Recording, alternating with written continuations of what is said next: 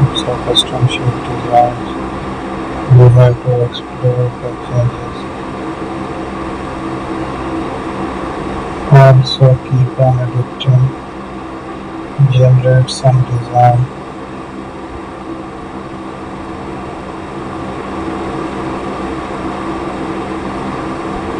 So let's make the changes there.